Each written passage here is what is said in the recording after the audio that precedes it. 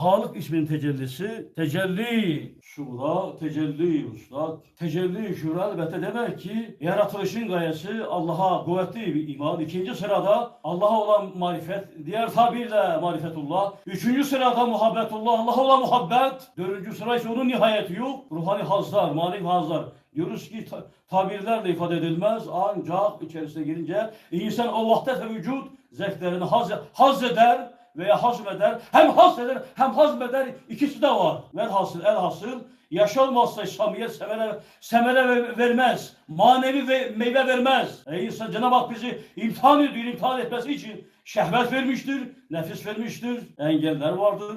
Mücadele zamanı terakki etmen gerekiyor. Tekemmül etmen gerekiyor. İlerlemen için manevi mücadeleye ihtiyaç var. Bu da neye?